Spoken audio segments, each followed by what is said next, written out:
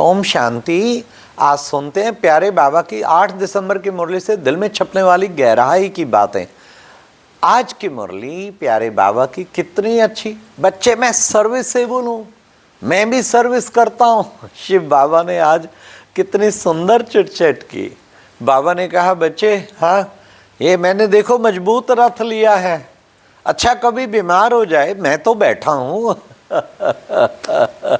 तो मैं लिखता हूँ। बच्चों की मुरली मिस नहीं होने देनी है, बच्चों की मुरली मिस नहीं होनी चाहिए।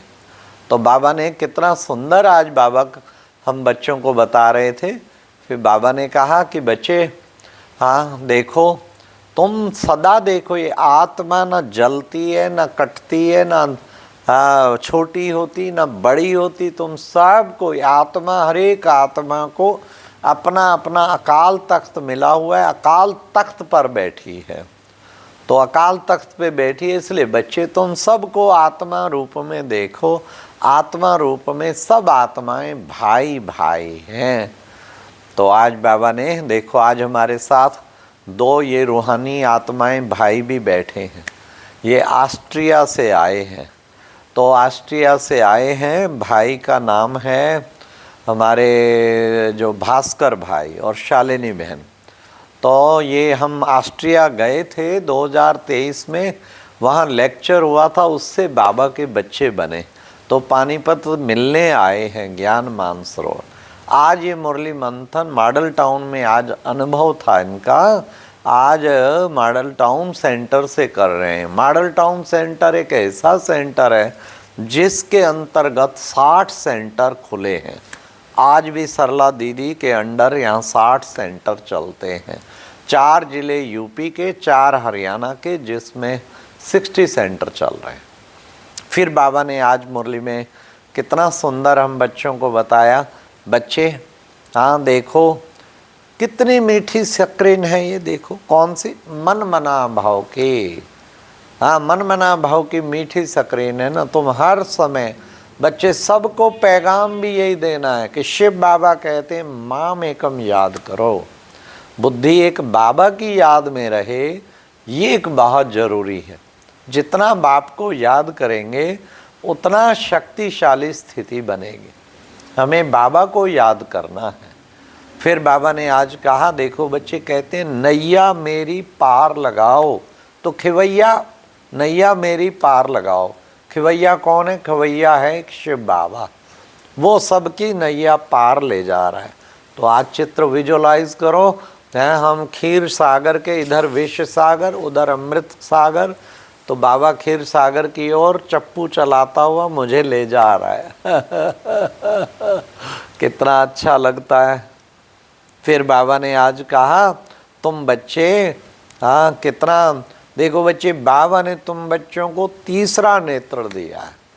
ये तीसरे नेत्र को यूज करना है और इस तीसरे नेत्र द्वारा तुम अब इस सृष्टि के आदि मध्य अंत को जान गए। क्योंकि आदि में कितना सुंदर हमारी दुनिया थी, स्वर्णमयी दुनिया थी, किसी प्रकार का दुख नहीं था। मध्य में फिर भक्ति मार्ग आया, ढूंढते ढूंढते फिर आखिर अब शिव बाबा ने हमें ढूंढ निकाला अंत में। तो बाबा ने कहा, इसलिए बच्चे ये आदि मध्य अंत का सृष्टि चक्र तुम्हारी बुद्धि में घूमता रहना चाहिए। फिर बाबा ने आज कहा कि बच्चे देखो, मैं तो सर्वशक्तिवान हूँ, परंतु ये माया भी कोई कम सर्वशक्तिवान नहीं है। चलते चलते बच्चे बाबा बाबा कहलवान्ति, औरों को भी ज्ञान सुनान्ति। हाँ, और फिर आश्चर्यवत अहो मम माया, तेरे द्वारा भागंती हो जाते। ये संशय आया और वो गए। तो बाबा कहते संशय क्यों आए? हाँ भाई, ये ज्ञान में चलने वाले ये ऐसे हैं, वैसे हैं, वो है ये। अरे तुम किसको देखते हो? बाबा को देखो ना।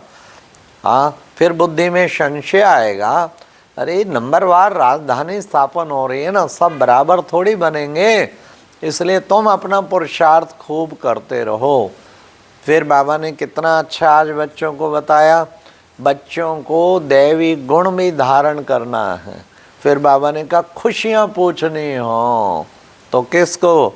बाबा ने कहा खुशियाँ पूछनी है तो गोप गोपियों से पूछो, तुम गोप गोपियाँ खुशी में कितना रहते हो, खुशी में नाचते रहते हो।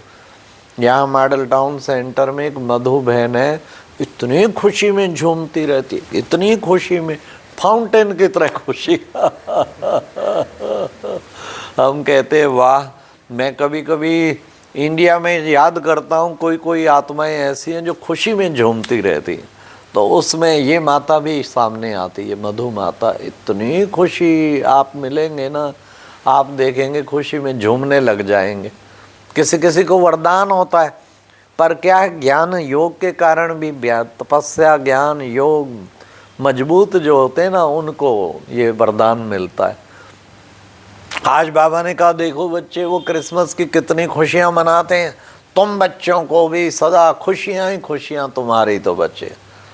अच्छा, आज का गीत था, नैनहीन को राह दिखाओ, पग पग ठोकर खाऊं मैं। हाँ, तो बार बार बाबा ने कहा जगह जगह हम ठोकरें खाते आए। हाँ, भक्ति मार्ग के धक्के खा खा के क्या हाल हो गया। अब बाबा कहते नैनहीन हम थे बाबा, नैनहीन आके बाबा ने हमें तीसरा नेत्र दिया। अब कुछ भी देखो तो बाबा कहते तीसरे नेत्र से देखो बच्चे, और कुछ नहीं देखना। बाबा ने कहा गृहस्थ व्यवहार में रहते तुम बच्चों को कमल पुष्प समान रहना है, कमल कीचड़ में रहते न्यारा रहता है, ऐसे ही तुम बच्चों को कमल पुष्प समान रहना है। हाँ, तो कितना अच्छा लगता है कमल पुष्प समान जीवन। हमें कमल पुष्प समान जीवन अपना बनाना है, ये सदा ध्यान में रखना है।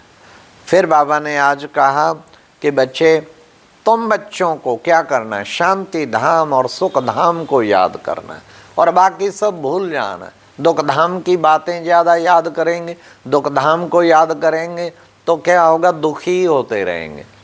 घड़ी घड़ी काम पूरा हुआ, शांति धाम फिर दौड़ जाओ, फिर सुख धाम में दौड़ जाओ। शांति धाम और सुख धाम को बाबा ने कहा फिर याद करना। इसलिए बच्चे अब देह और देह के संबंधियों को भूल, अपने को आत्मा समझ, एक बाप को याद करेंगे तो तुम्हारे विक्रम विनाश हो जाएंगे और तुम पावन बन जाएंगे। आज बाबा ने कहा अतीन्द्रिय सुख पूछना है तो गोप गोपियों से पूछो। हाँ, हम देवी देवता बनने जा रहे हैं तो कितना ना अतीन्द्रिय सुख में हमें झूमते रहना है। इसलिए बाबा ने कहा ये विनाश में बच्चे सब पैसा खत्म हो जाएगा, इसको बच्चे तुम इसलिए उससे पहले ही अपना सेवा में लगाओ। हाँ, सफल उसका होगा जो शिव बाबा के नाम करेगा। वो कहते नहीं है, किसकी दबी रहेगी धूल में, किसकी ये राजा खाए, किसकी चोर लूट ले गए, किसकी आग जलाए, सफली होगी उनकी जो करे बाबा के नाम। बाबा के नाम किया तो वो तो अनेक गुणा पदम गुणा रिटर्न मिलने वाला है। कितना अच्छा तरीका बाबा ने बताया। सफली होगी उनकी जो करे शिव बाबा के नाम। जो हो सके सफल कर लेना चाहिए। कितना भाग्य बनता है। भाग्य विधाता स्वयं भाग्य इस वक्त देने के लिए आए हैं, तो हमें उस भाग्यवान बनकर भाग्यशाली आत्मा बनना है। तो फिर बाबा ने आज कितना हम बच्चों को श्रेष्ठ अच्छी स्थिति बताई, उससे हम अच्छे बनकर औरों को भी अच्छा बना सकते। तो आज की मुरली में फिर वरदान में कितना सुंदर था।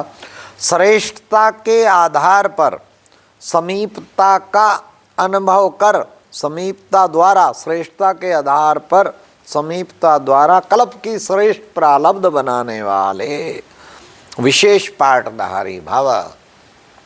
ब्राह्मण जीवन की श्रेष्ठता पवित्रता है ना, तो पवित्रता मन वचन कर्म संकल्प स्वपन में भी पवित्रता, जो बाबा ने संडे की मुरली में भी कहा, तो उसको वो श्रेष्ठता धारण करेंगे तो बाबा के बहुत समीप आ जाएंगे। और कल्प की श्रेष्ठ प्रालब्ध, नो कंप्रोमाइज, किसी भी नियम में जरा भी ढीलापन नहीं होना चाहिए।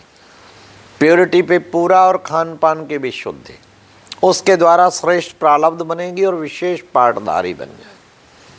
फिर बाबा ने आज स्लोगन में कहा संकल्प अगर व्यर्थ है तो तुम्हारे सब खजाने व्यर्थ चले जाएं। इसलिए वेस्ट थॉट को झट एकदम रोको, नहीं, वेस्ट खत्म करेंगे तो दी बेस्ट बन जाएंगे। आज बाबा ने कहा व्यक्ति इशारे में बच्चे तुम्हें अब संपन्न बनने की धुन लगानी, उसके लिए कर्मातीत बनने के लिए जैसे ब्रह्मा बाबा न्यारे और प्यारे की प्रैक्टिस की, ऐसे ही तुम बच्चों को बार बार न्यारा प्यारा बनने की प्रैक्टिस करनी।